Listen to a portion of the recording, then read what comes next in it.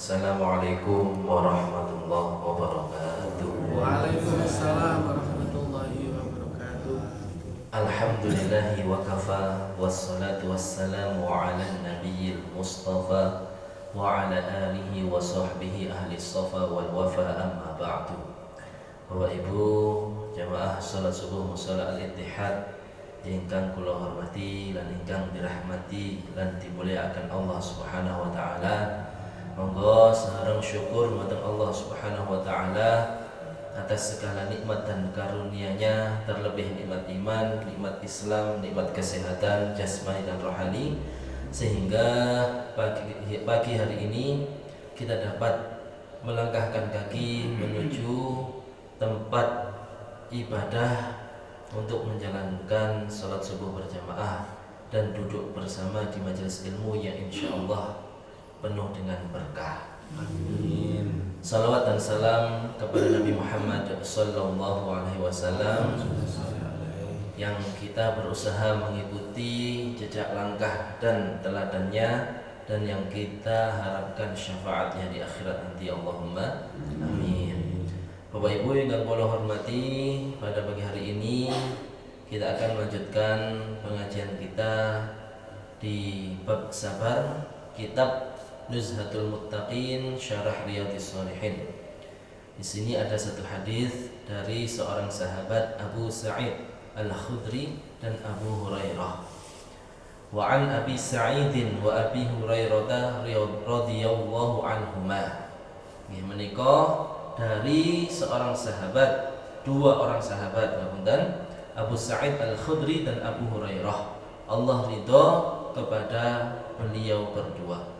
Anin Nabi sallallahu alaihi wasallam qala, dari Nabi Muhammad sallallahu alaihi wasallam beliau bersabda. Nah ini berarti sampun masuk hadisnya. Ma yusibul muslima min nasabin wala wasabin wala hammin wala hazanin wala adan wala ghammin hatta syaukatu yushakuha illa kaffarallahu biha min khotoyahu, muttafaqun alaih. Ini tentang keutamaan sabar dapat menghapuskan dosa-dosa, dapat menghapuskan dosa-dosa yang berasal dari kesalahan. Di sini Rasulullah Muhammad SAW memberikan beberapa contoh hal-hal yang tidak mengenakan, yang sering mengenai seorang manusia. Nah, kalau seorang manusia itu ditimpa atau terkena sesuatu yang tidak mengenakan bagi dirinya, itu terbagi dua golongan manusia. Enten sing sabar, enten sing boten sabar. Nah, yang sabar inilah yang mendapatkan keutamaan apa? Dihapus dosa-dosanya, diampuni segala kesalahannya.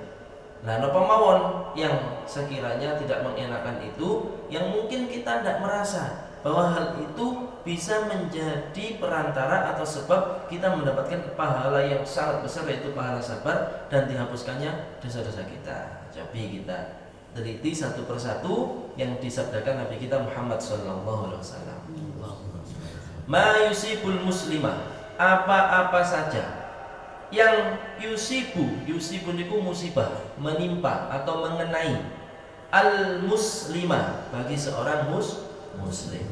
Nah, karena yang dapat pahala atau dosa catatan itu, yang bisa mendapatkan pahala dan punya dosa itu orang muslim. Kalau orang tidak muslim, belum dapat tiket untuk mendapat keutamaan ini. Min nasobin, nomor setunggal niku nasob. Min nasobin berupa nasob. Nasob niku ta'ab. Ta'ab niku capek, pegel. Nah, tentu sih kalau ada seorang muslim merasakan capek terus sabar terhadap capeknya itu, misal pekerjaan, tuntutan pekerjaan atau pekerjaan rumah tangga atau nopo mawon, pokoknya sampai merasa letih disabari terus ikhlas menjalaninya, niku bisa menghapuskan dosa-dosa. Niku nasab kita sering dengar kalau di surat Al-Insyirah niku, fa idza faraghta fansab. Nah, fansab itu bekerja keras. Apabila kamu sudah selesai satu urusan, mulailah dengan semangat urusan yang lain. Nah, berarti urusan bekerja dan sebagainya itu menghadirkan rasa letih, rasa capek dalam tubuh kita. Kalau kita sabar terhadap rasa capek itu, bisa menghapuskan dosa-dosa. Wala wasobin, dan juga wasob. Wasob niku marot. Marot niku sakit. Dalam Al-Quran disebutkan niku Nabi Ibrahim difirmankan oleh Allah menggambarkan sosok Nabi Ibrahim, berkata, wa idza maridtu fahuwa yashfin. Kalau aku sakit, Allah lah yang menyembuhkanku. Warot wasob mau napa marot sakit. Kata sih rasa sakit yang kita derita napa mawon itu nggih sekecil apapun itu dapat menghapuskan dosa-dosa apabila sabar. Wala hammin wala hazanin, dan begitu juga yang menimpa manusia berupa ham. Ham itu cemas, gelisah. Cemas, gelisah. Wala hazanin, dan juga rasa sedih. Nah, ini sering di dalam doa yang kita baca di kumpulan zikir pagi dan petang itu, Allahumma, ini doa yang diajarkan oleh Nabi kita Muhammad SAW, Allahumma inni a'udzubika minal hammi wal hazan. Ya kan? Ham itu lebih umum daripada hazan. Sama-sama menghadirkan perasaan buatan enak di dalam hati, sedih, gundah, gelisah, atau gitu. Kalau ham lebih kepada sesuatu yang dikhawatirkan di masa depan, belum terjadi dan tidak menentu. Memikirkan mbah apa meneh sok maam tambatan, kok anak-anakku ya apa iki kerjane apa, merasakan kegelisahan akhirnya mikir ya apa iki yo usaha apa ngoten nggih. Kalau hazan sesuatu yang sudah terjadi, sedih. Di dalam sejarah Islam ada 1 tahun yang disebut sebagai amul hazan atau amul husni, tahun kesedihan. Kenapa disebut dengan tahun kesedihan? Pada tahun itu dalam jarak waktu yang tidak lama, Rasulullah kehilangan 2 orang yang sangat dicintainya, yaitu pamannya Abu Thalib dan istrinya tercinta Khadijah. Sehingga tahun itu disebut tahun kesedihan. Apakah tahun Rasulullah itu sedih terus murung sehingga disebut dengan tahun kesedihan? Bukan. Karena Rasulullah sedih ketika 2 orang ini telah tiada, umatnya itu semakin boten karuan. Kenapa?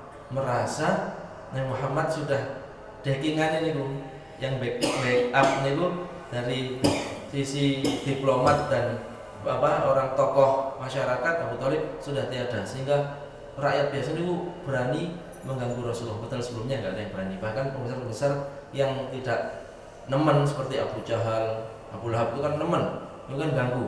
Yang orang-orang tidak terlalu berpengaruh mulai berani mengganggu Rasulullah, melempar pasir ke rambutnya dan sebagainya. Ya, Rasulullah sedihnya bukan karena itu, sedih umat iki lho diajak apik kok malah ngono niku.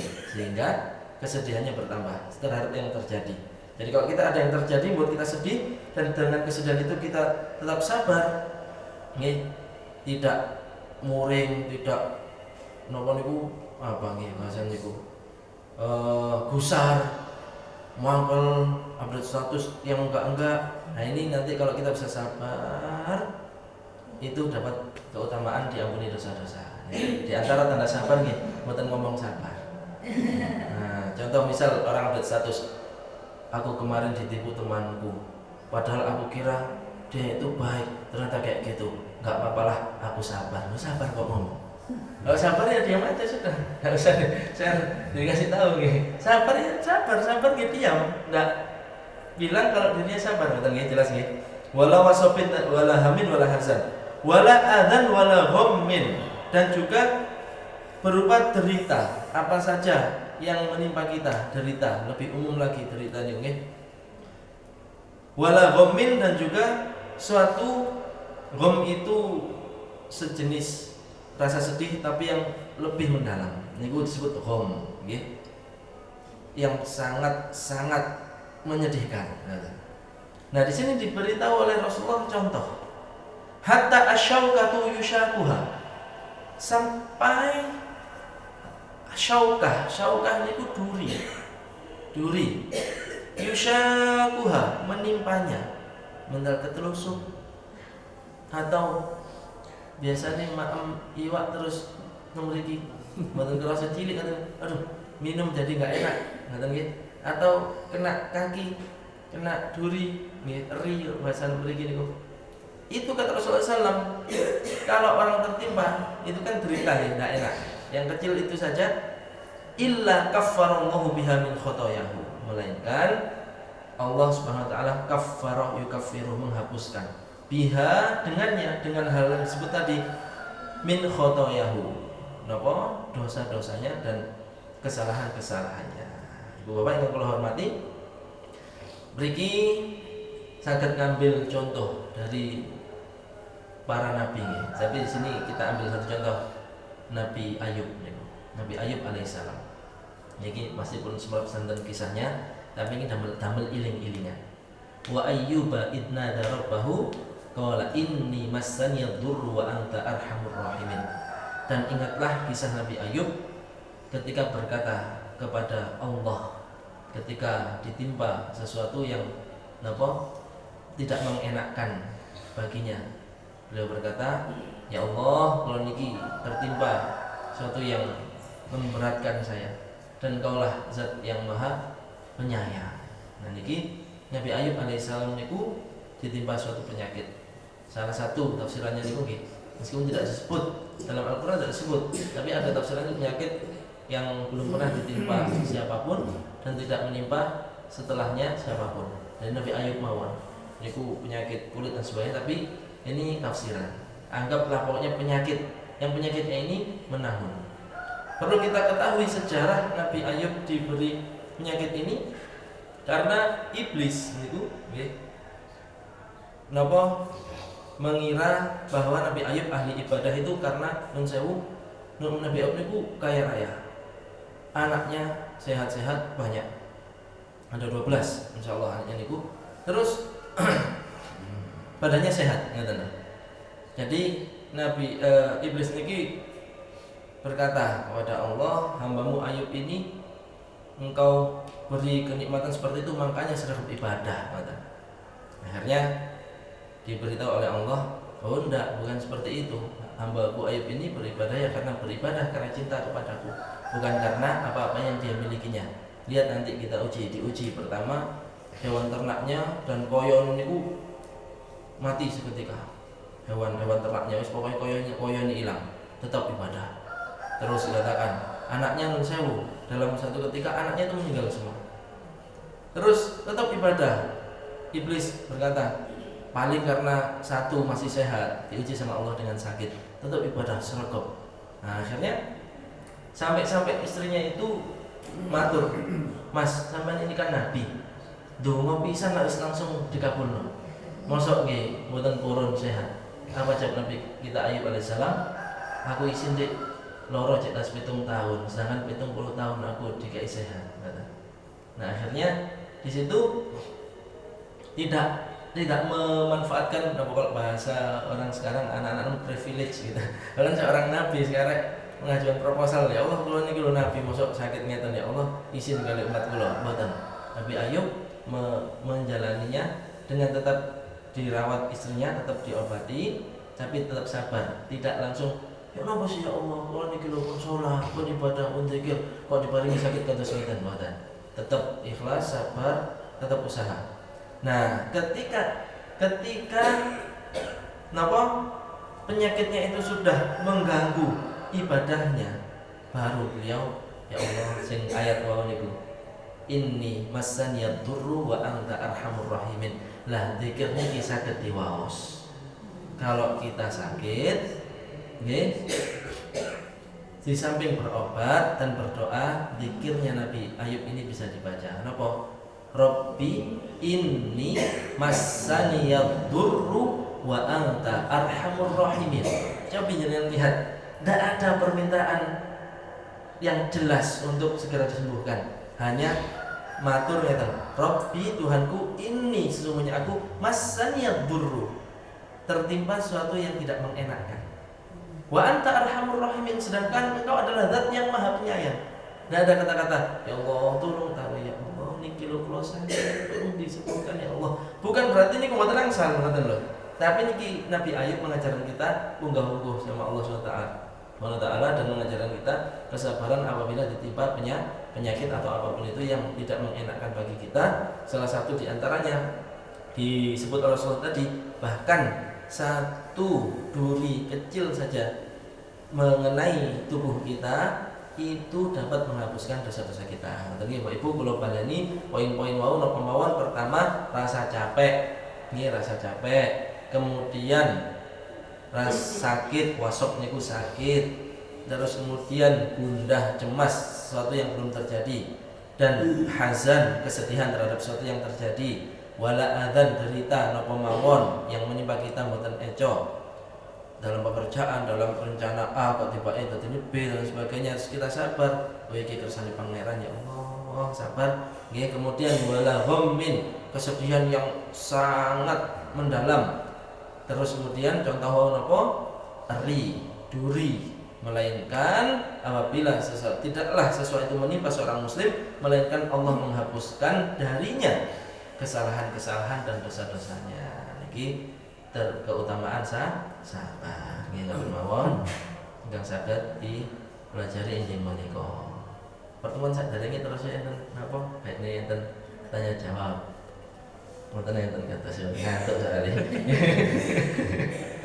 Enggak niku. Mun saya dan stanten. Pas. Lho nggih. Nggih. Nggih sebentar lagi. Nggih sebentar ternyata. Nggih. Enten ta? Napa? Di luar tema. Nggih. Pada saat kan di Al-Quran ada perintah apabila diperdengarkan bacaan Al-Quran, ayat-ayat Al-Quran, maka dengarkan dan diamlah. Nah, dikorelasikan dengan pada saat sholat, pada saat imam membacakan Al-Fatihah, kita kan diam, makmum diam. Kemudian sedangkan Al-Fatihah itu salah satu rukun sholat, jadi wajib dibaca. Jadi bagaimana teknisnya makmum membaca Al-Fatihah ataukah tidak? Karena pada saat kita berjamaah itu kita sudah mengikuti yang dibaca imam. Sampun. Nggih. Mendengarkan, memang ada ayat Al-Qur'an yang berbunyi wa idza quri'al qur'anu fastami'u lahu wa ansitu la'allakum turhamun. Dan apabila dibacakan bagimu Al-Qur'an, maka dengarkanlah dan diamlah agar mendapat rahmat. Nah, perintah dan larangan, perintah untuk mendengarkan dan diam ini sifatnya adalah laisa lil wujub. Kita kalau kita mempelajari dalil-dalil, ada perintah-perintah. Perintah-perintah itu ada derajatnya, ada levelnya. Ada perintah itu yang nilainya wajib, sehingga kalau tidak melaksanakan dosa. Ada suatu perintah nilainya atau derajatnya dalam agama kita itu tidak wajib, alias ini adalah anjuran mendapatkan keutamaan, disebut sunnah.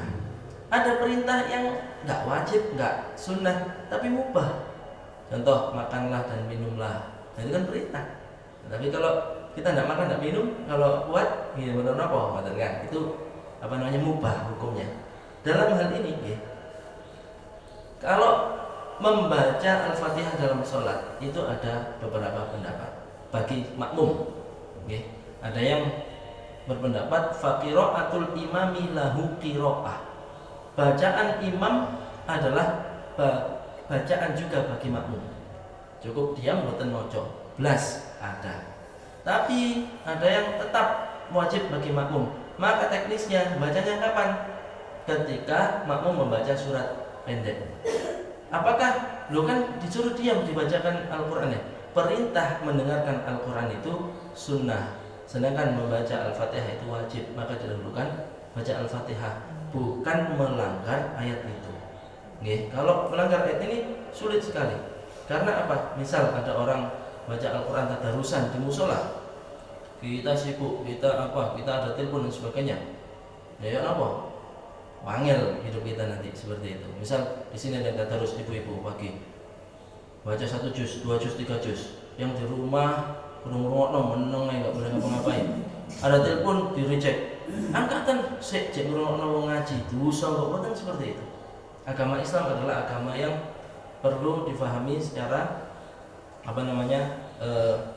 murunah alias napa nggih, oh iki ngeten, ini begini begitu. Dalam sholat niku wau, kalau selama ada pedoman dan ada istidlal itu cara penyimpulan hukum dari suatu dalil, nggih, ada imam ini ahli pakar dalam Al-Qur'an mengatakan qiraatul imam lahu qiraah, bacaan imam yaitu Fatihah itu bacaan bagi makmum. Itu akhirnya nanti ketika orang sholat masbuk, imamnya sudah minal jinnati wan nas, makmum baru datang Allahu Akbar, imamnya ruku, ikut ruku, apakah sah sholatnya? Sah, meskipun tidak sempat baca Al-Fatihah. Maksudnya gitu, sudah qiraatul imam lahu qiraah, menjadi diwakili imamnya.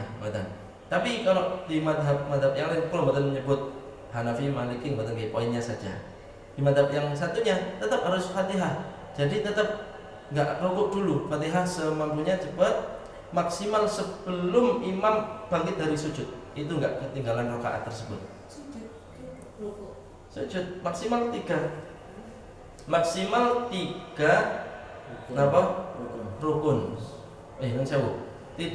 Tidak batal maksudnya. Kalau rakaatnya nggih betul, tidak tertinggal rukuk, tapi tidak batal sholat. Batalnya sholat itu kan ketika makmum tertinggal gerakan sholat maksimal 3 rukun.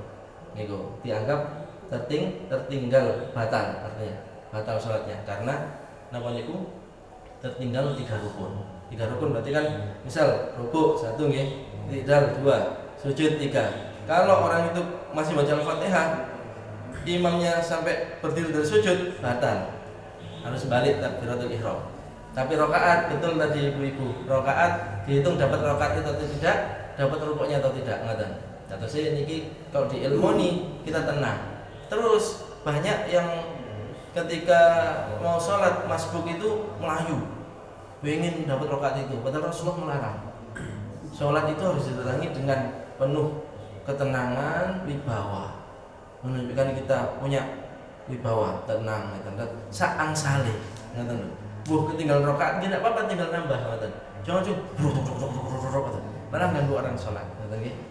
Terus perintah untuk mendengarkan Al-Quran memang ada, dan ketika mendengarkan itu dengan diam agar dapat rahmat ada. Tapi perintah dan larangan ini, perintah untuk mendengarkan dan diam ini derajatnya sebagai fadhailul amal, mendapatkan keutamaan suatu perbuatan.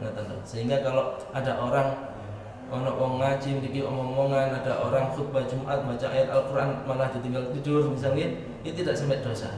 Ngoten nggih? Pun nggih, solusinya tadi kita tinggal mengikuti yang mana. Kita ikut yang qiraatul imam lahu qiraah boleh, mau tetap lebih mantap baca Al-Fatihah, salah satu caranya ketika imam baca surat pendek, atau diantara setelah amin ke surat pendek ada jeda sedikit, itu membaca. Nanti meskipun nggak selesai, ketika imam sudah mulai baca surat pendek, diteruskan aja baca Al-Fatihahnya. Masih ada kesempatan dengarkan sebagian akhir surat pendeknya. Atau juga ada yang beri solusi, bacanya setelah imam baca Al-Fatihah, Bismillahirrahmanirrahim, selesai kita ikut Bismillahirrahmanirrahim, Alhamdulillahirabbil alamin, alhamdulillah. Itu ada juga yang memberi solusi seperti itu kalau ikut pedoman atau pendapat yang makmum tidak bisa diwakili oleh imam. Nggih? Pun nggih? Ampun. Tunggal mawon. Berkaitan dengan apa niki? Ditanya dulu para jamaahnya. Gak sabar. Enten angsal tinggal mana niki? Nggih, monggo. Gak sabar. Nggih. Sabar itu kan familiar kita itu harus sabar. Nah yang ditanyakan ini kaitannya dengan di Al-Baqarah 155 itu kalau Allah tuh sengaja memberikan kekhawatiran terhadap kabar benar dan sebagainya. Terus kalimat terakhirnya adalah berikan kabar gembira bagi yang sabar. Nah ini mohon arahannya, penerapannya apakah menengahi atau bagaimana sikap sabar itu diberi contoh yang konkret. Oke, sabar itu bukan berarti diam tanpa ikhtiar. Misal kita dikasih duri, kok dikasih duri, kena eri, sabar, terus nggak dicabut, ditanus ini mungkin suwe-suwe. Nah, sabar itu yang dimaksud sabar adalah tetap ikhtiar. Di sini ada catatan, tidak jaza' wad dojar ketika terkena musibah. Jaza' itu murka atau napa niku gusar. Wah, ngoten nggih. Wad dojar, muring-muring. Ngoten nggih.